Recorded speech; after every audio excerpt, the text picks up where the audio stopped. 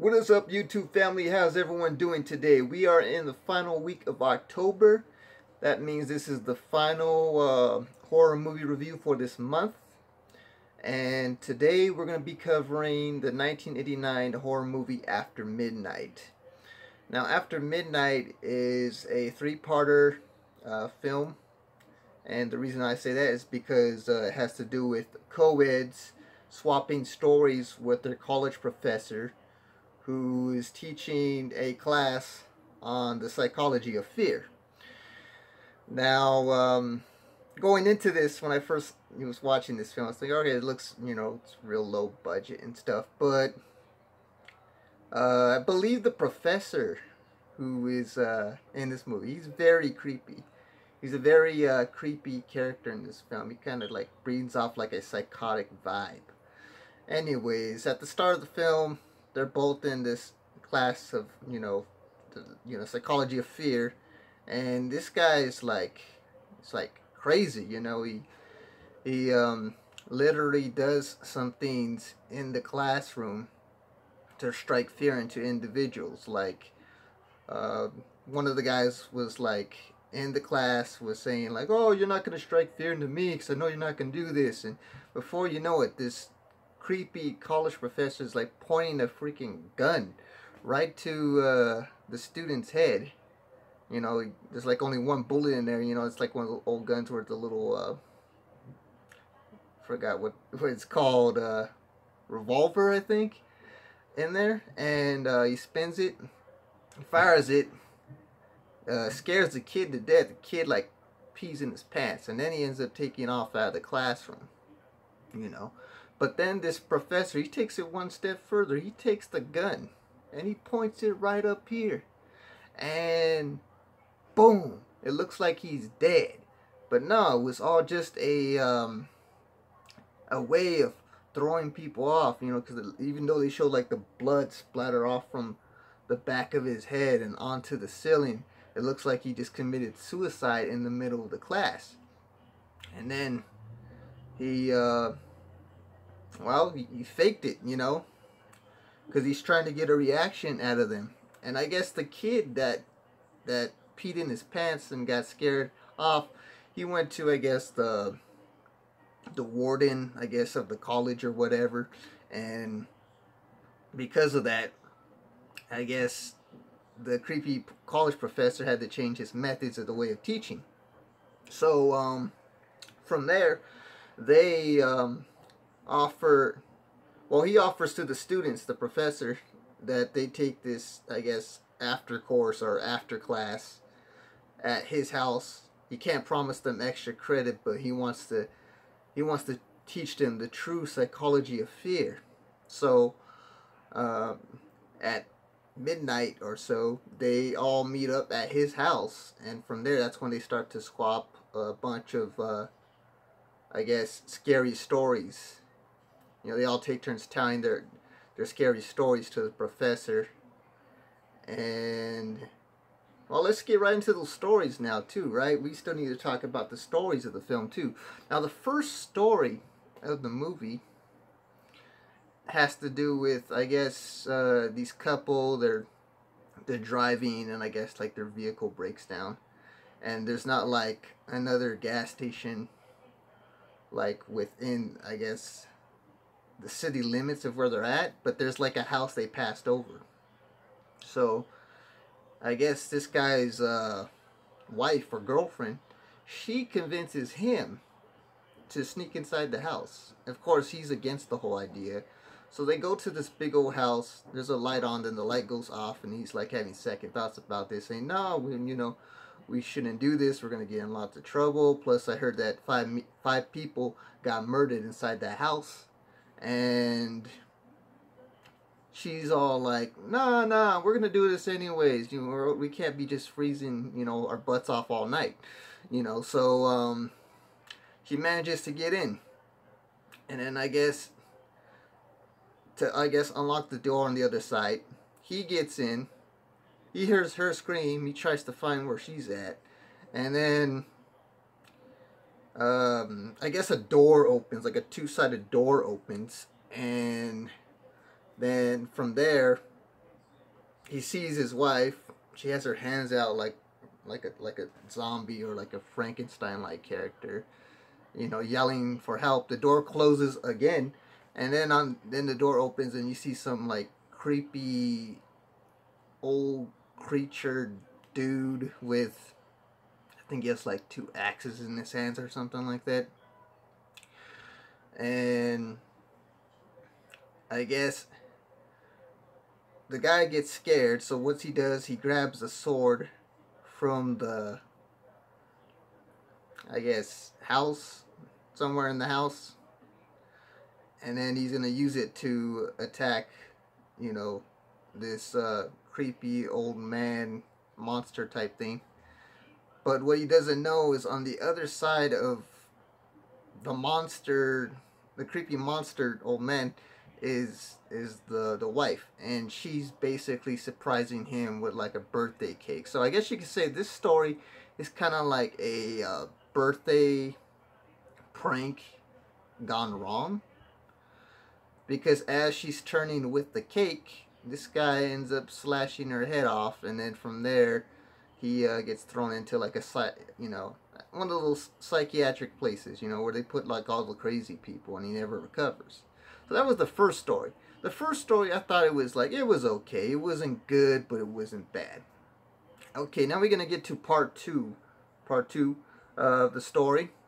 Part two has to do with these, I guess, girls that are trying to go into these clubs and stuff, and I guess they can't get in because I guess they're not old enough. They're not like, you know, they don't reach the age requirement.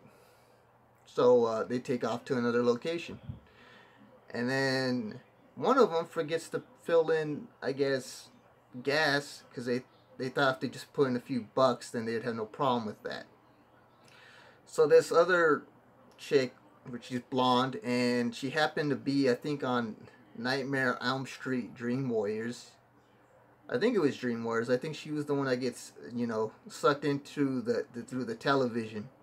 You know, the whole scene where Freddy does the whole thing with the prime time, you know. But she plays a part in this movie, and she basically lies to his friends saying, oh, I know there's one place where we could hang out, and they go into this building, which is like an abandoned building, which there's like a crazy homeless guy in there, and he's like holding up a knife to one of the girls. Well, basically captures both of them. There's like two of them that get captured, and then like the other two are still waiting inside the car. So the blonde chick realizes she made a mistake, so she goes investigates, tells the other girl to make sure that she has the hood on and the door's locked, just in case anything happens. So while she's investigating, this guy's holding up a knife to her friends, and the girl that's supposed to be on watch, just in case they need to take off, gets out of the vehicle and says, oh, if you think you're going to leave me out here by myself. The crazy homeless dude hears that, and then he threatens the girl some more, and he says, well, how many more friends do you got left, you know? And he tries to go out to the location. One of them surprises him and hits him with like a crowbar or something, or like a pipe. He goes down, and next minute, you know, they're being chased by his rabbit dogs, you know, these feisty dogs. They start chasing after the girls. The girls run to the vehicle. The doors are locked, so one of them has to unlock the door and then let the other one in. And then right when they're driving, you got both of them messing with the steering wheel at the same time. They hit like a wheelbarrow or something like that, and then the homeless guy like jumps through a window. He's right on top of the car, and he's trying to kill them. You know, he's taking his knife, stabbing through the hood of the vehicle, and I guess somehow he gets creamed by like another car when their car collides with another car. And then I guess when they look over, the dogs are still chasing after them. So Now they're running from the dogs because the car doesn't want to work. One of the girls gets actually, I guess, attacked and killed by one of the dogs. And then the rest of the girls take off running to another location to look for cover, which I guess they find like some abandoned warehouse or something like that. And they're thinking, well, what do we do? We can't run, otherwise they're going to kill us like they killed our friend. And I guess one of them comes up with this idea where they're going to, I guess, plant all kinds of gasoline inside of the place. One of them's going to lure in a bunch of the dogs while the other two try to, I guess, get ready to like light the match or the fuse. So that way, they could go ahead and kill all these dogs that are trying to kill them, which leads to a big old explosion. And I believe that's the end of the second story. Now, the second story, I wasn't that good at all. The characters came off real stupid. They portrayed the girls like they weren't very smart, like they were very ditzy, not too bright and stuff, But the first story was tolerable. The second one was just straight up stupid. It wasn't scary at all. It wasn't scary one bit. Okay, now we get to the third scary story in this anthology series for After Midnight. And it has to do with, I guess, this one person that takes these calls. It's like a hotline or whatever. I guess you deliver messages and stuff, which I think they call it all night or ill night. And one of the ladies gets off her shift. The other one gets in to take her shift. So you got one for taking the day shift and the other one taking for the night shift. And she receives this call from this guy who seems to be mentally unstable, and he's telling her, how come you didn't pick up after the third ring and stuff, and the lady's just saying, oh, I'm just doing my job and yada yada, and let's just say, he just seems like he's not all there and stuff. So he asks us, can you deliver a message to so and so? So she goes ahead and delivers the message to so-and-so. He's calling from a payphone. And I guess he sees that the person he's leaving a message from she gets off of work and goes into her place, And then I guess the lady that works at the hotline service thingy, she ends up calling to deliver the message to the other woman, saying, yeah, there's this one guy, he's been calling up, do you want his messages and stuff? And then she's like, no, this dude is, he's creepy as hell, he won't leave me alone and stuff, and just tell him that, that you didn't talk to me and stuff. So he calls back the hotline again, and the lady says, no, I didn't speak to her. And then he's all like, well, I don't like liars, because I guess somehow he could tell that he knew that she was lying because he saw that the lady got home from work, because he's like a creepy stalker, And then I guess she ends up hanging up on him, and she tries to call the other lady back, and then she's letting them know that about the warning for the message of all the stuff he said and stuff. And then I guess he answers the other line saying, well, it's too late for her, and now it's too late for you too. And then it cuts to a scene where she's like, I guess, strangled with the telephone cord from the house phones, because this is the 90s, or this is the late 80s, this is back when they still had house phones and stuff. But yeah, it takes you to a scene where the lady is strangled with the phone cord, and she's just like lying there lifeless and stuff. So the woman on the hotline, she calls up the security guard saying, oh, have you seen anything suspicious and stuff, because I've been getting these creepy calls from this guy and he might show up.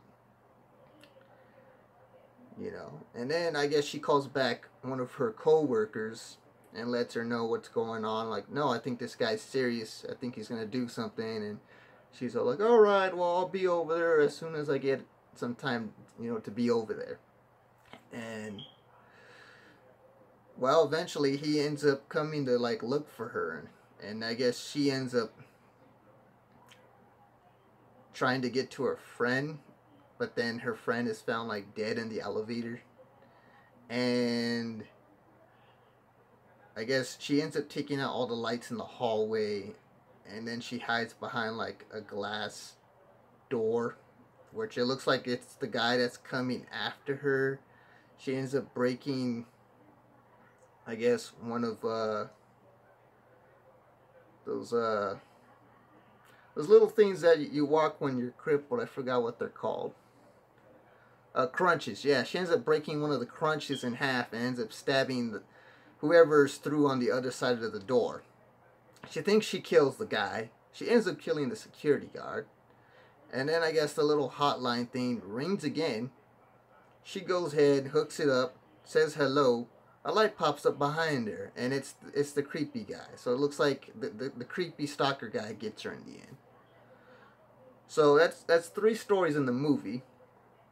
The first one was a-okay. The third one was just straight up stupid. I think the third story was the best. From there, I guess the college professor, since they're doing, I guess, the little swapping stories in his household, the lights are going out, so he's trying to investigate. Okay, well, I'm gonna see if I can get the electricity working, and I guess he goes down to like the basement, and from there, the guy that pissed in his pants shows up with an axe. You know, the professor looks all surprised, like, "Oh, what are you doing here?"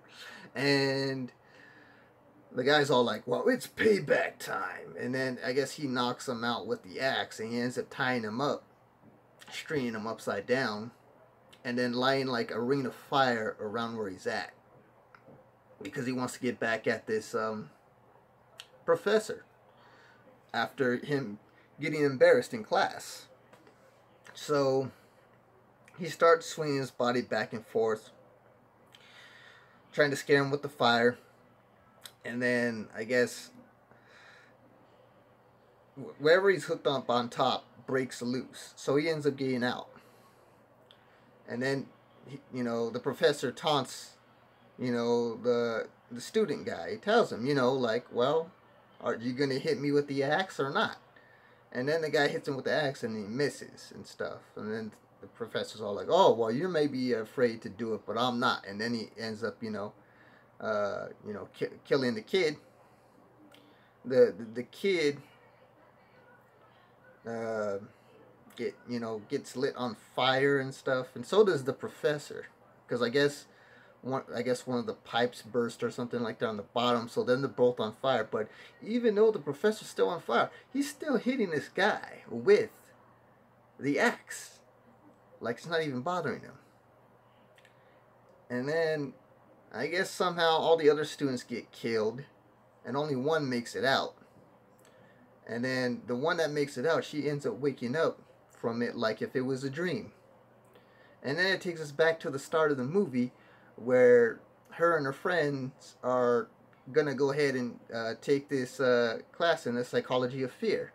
And she's all like, well, oh, I got a bad feeling about this, you know. So basically this film ends where it exactly starts. Overall, I'd probably give it maybe 3.5 out of 5 stars. It's not a good movie, but it's not a bad movie. It's like one of those made-for-TV horror films. At least that's the vibe that I get from I watched it. I remember watching it on Comet TV. Most likely you could probably find it on sale on DVD. It's a pretty old film, and I'm pretty sure most of you don't even know about it until I started doing this movie review and stuff. But yeah, just give it a watch, see if you like it or not. It's not for everyone. It's real low budget, cheesy type 80s horror. but it's not like I wouldn't compare it to any of the classics like Halloween, Friday the 13th, or the Nightmare on Elm Street franchise. It's not on par with that, but it's somewhat entertaining, you know. So I hope you guys enjoyed this movie review. You guys have a great October. Y'all have a great Halloween, and I'll see you guys around for the next video. All right. Peace.